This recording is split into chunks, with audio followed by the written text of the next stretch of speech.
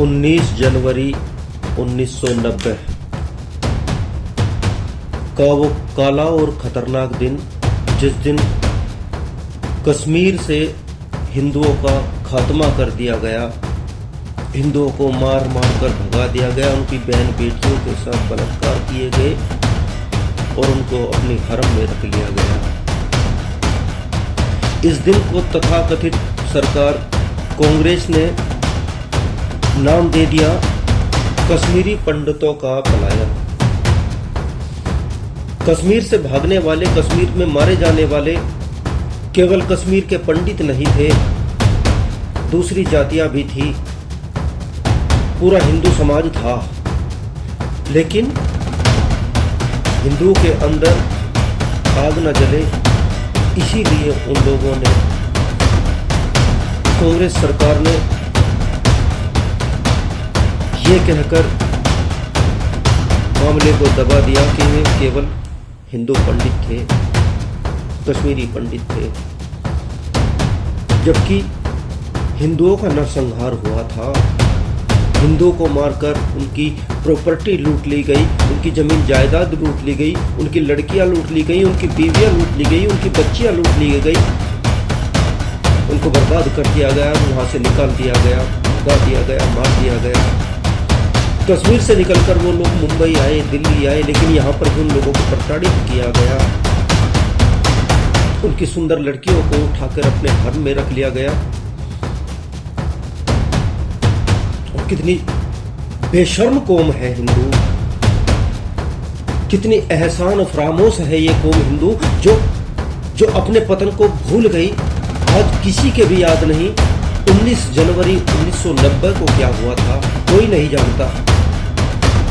यही दंगा, यही अत्याचार अगर मुसलमानों पे हुआ होता तो काला दिवस के रूप में मनाया जाता। सब लोग अपनी छाती पीटते, जितने भी सेकुलर हैं सब लोग अपनी छाती पीटते रहते कि हाय मारे गए, हाय मारे गए, मुस्लिमों को मार दिया गया, अल्पसंख्यकों को मार दिया गया।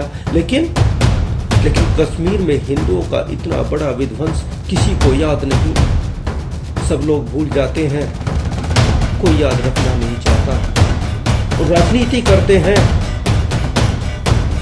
एक पार्टी, एक हिंदूवादी पार्टी, भारतीय जनता पार्टी, यदि इसके बारे में कुछ बोलती है, वहां से धारा 370 हटाती है, तो इसके ऊपर भी लांछन लगा दिए जाते हैं।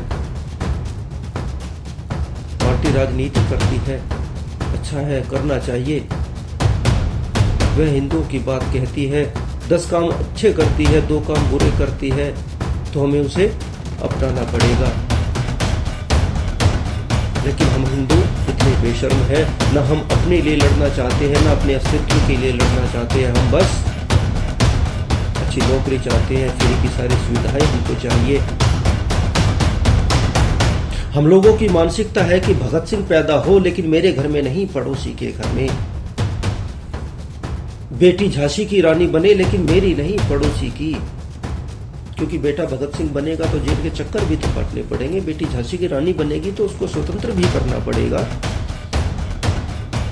नहीं चाहता, हिंदू समाज नहीं चाहता